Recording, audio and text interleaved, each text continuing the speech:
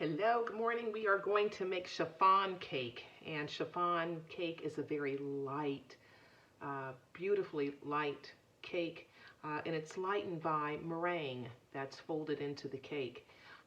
It's not meant to be served with anything heavy, no buttercream. Typically, it might be served with a little bit of chantilly cream or dusted lightly with powdered sugar. It can be baked in a tube pan or it can be baked in a regular pan, but we are going to use a tube pan. So first two things we're going to do is turn our oven on because we want the oven nice and hot, because the egg whites or the meringue is not going to wait for you to get yourself together.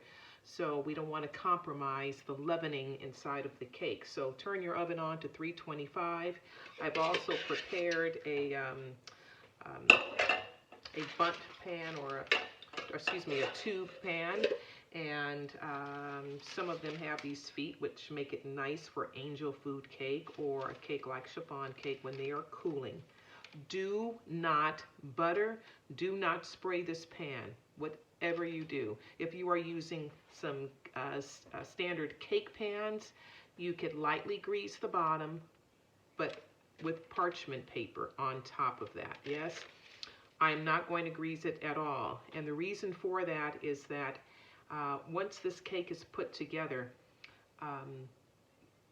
if you have fat, it's going to kind of have a fight with the meringue. So the meringue needs something to attach itself to, which are the walls of the pan. So if they are greased or you pan spray them, the batter is going to slide back down. So as it bakes, it's going to rise, it's going to attach itself to the top or hold on to the sides of these walls of the pan. So please, whatever you do, do not. It's going to come out. I took a piece of parchment paper and cut it to fit inside of my tube pan. That's done. So I could use a mixer. I'm going to use a handheld mixer for this one. So if you were doing this using like a KitchenAid mixer, we would start off using the paddle attachment. I'm not going to do that today. We are using the chiffon method. Your ingredients are 7 eggs that have been separated, a half a teaspoon of cream of tartar. We have 1 cup sugar plus another additional half cup of granulated sugar for the meringue, 2 cups of all-purpose flour. You can substitute with cake flour, 2.5 teaspoons of baking powder as a additional leavener, 3/4 teaspoon of salt, a half a cup of oil. I elected to use, what do I have here? Olive oil, and then 2 teaspoons of vanilla or orange extract, and we also have 3/4 cup of room temperature milk. So let's put this together, alrighty? So we're going to start off with sifting our dry ingredients and that 1 cup of sugar, okay? So flour, my baking powder, my salt, and 1 cup of sugar.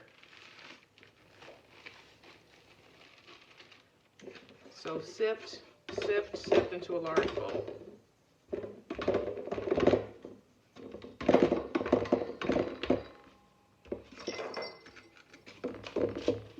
And we have room temperature milk. We don't want any curdling to take place. We are looking for a homogeneous mixture. So when our eggs aren't at room temperature and our milk, we have some issues, okay? So make sure that you've done that. You could take your eggs out if they're cold, drop them in some warm water for a few minutes, and they will come to room temperature, all right? So next, I'm going to begin to add in a steady, slow stream my olive oil.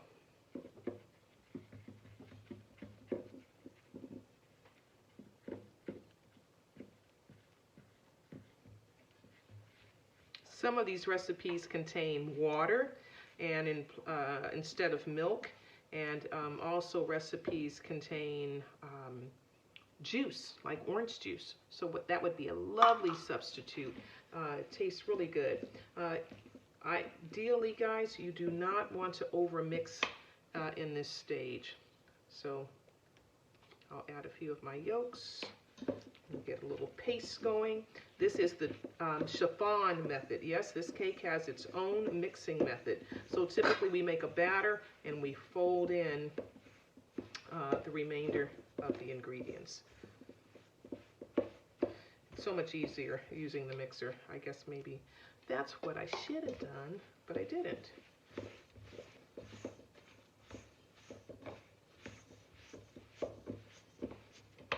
Slowly incorporate your milk.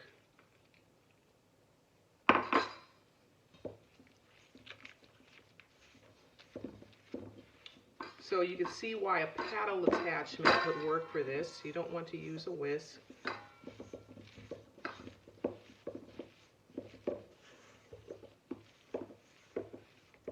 We want this to be nice and smooth. And the reason why we want it to be nice and smooth is so that we could fold those egg whites into it.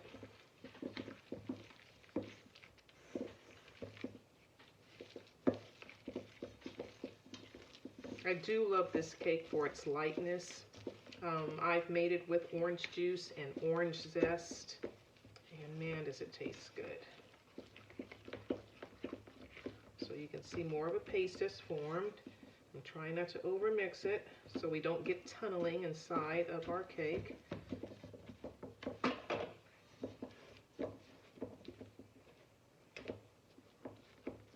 And now I will add the remainder of my milk, and this will be more batter-like.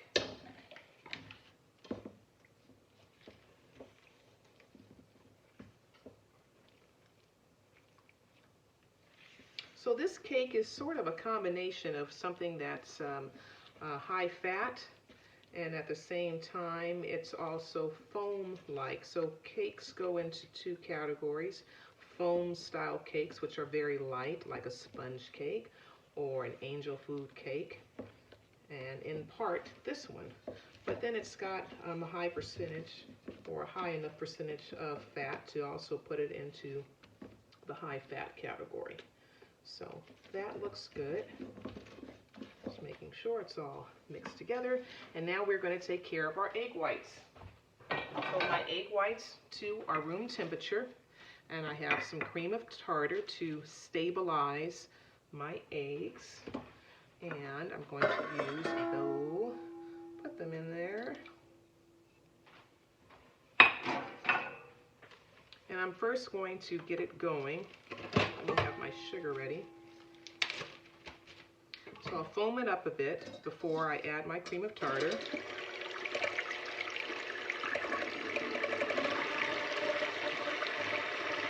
So cream of tartar is a byproduct of something that happens in between the stages of grape juice and wine production. And cream of tartar is an ingredient in baking powder.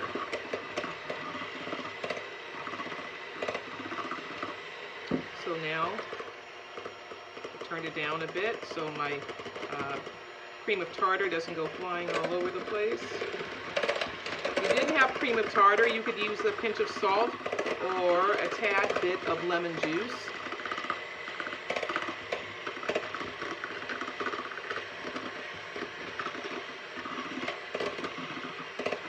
I'm going to get a nice foam built before I add my sugar, which I'm going to rein in, because if I dump it all in, I will ruin everything that I've built.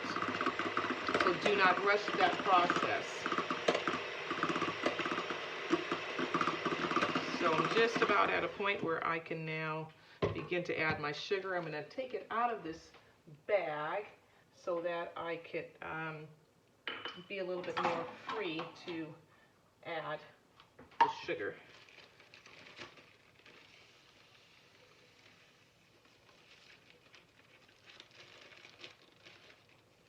So I bagged it, and I hate to throw away stuff, plastic, but I ran out of containers.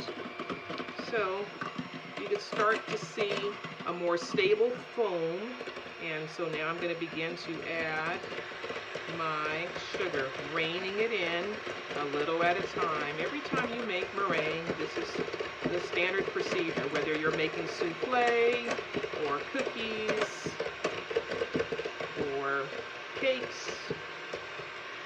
So this cake is very dependent on you successfully producing this step right here, your meringue. That's where it's getting a lot of its leavening from and its unique characteristic lightness.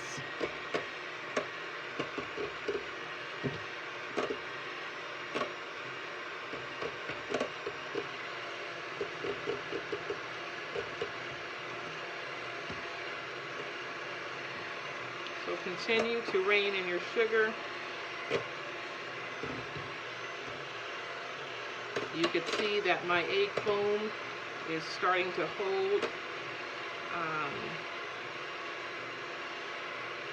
its shape, and it's starting to become a little bit more stiff. Ooh, yeah. We want it to hold peaks too, yeah? So let's see how it's looking. It should be glossy, which it is.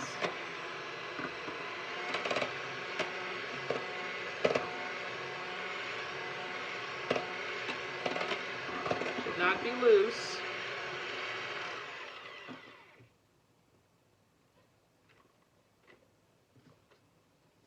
A little loose, kind of sliding around a bit. I'm going to just mix a tad bit more. You could do this by hand. I know, it's a beast to do it by hand, but you could.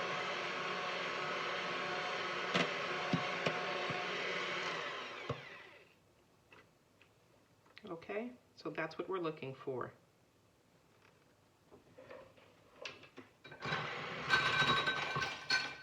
All right, so now I'm going to temper some of these egg whites into my batter.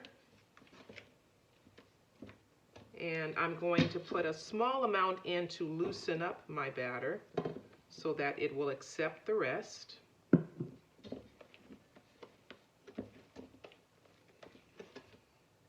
And I'm folding it in. Do not stir it vigorously or else you'll lose your volume. So just, you can turn the bowl, 12 o'clock, 6 o'clock, and come down. 12, 6, come down. And fold, all right? So we had a little sacrifice of some egg whites to get that loosened up, and now I'll put another portion in. Oh, they're like very lovely egg whites.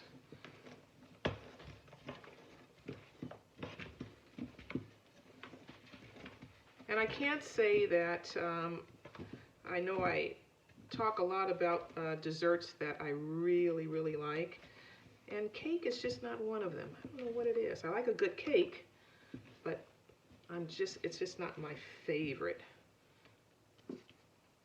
dessert item. So now I'm going to fold in the rest. And there'll be lots of items that maybe you do not like, but that's okay. Learn how to make them and make them well is your job as a pastry chef. 12 o'clock, 6 o'clock, fold. And so you can see that that batter has greatly expanded, yeah? I can see a few little lumps that I did not work out. I'm just gonna leave them alone. But make sure that when you are in that process, that you use the right equipment, use the right size bowls, and take your time to do that properly. Okay, so it looks like everything is together, right? So now I'm going to pour it into my container and get it into the oven.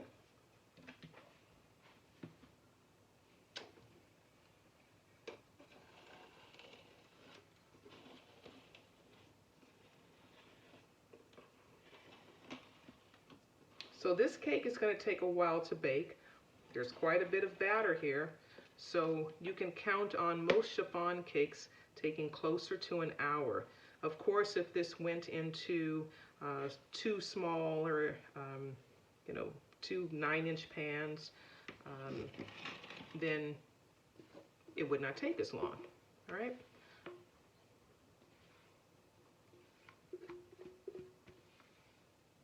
So that is it.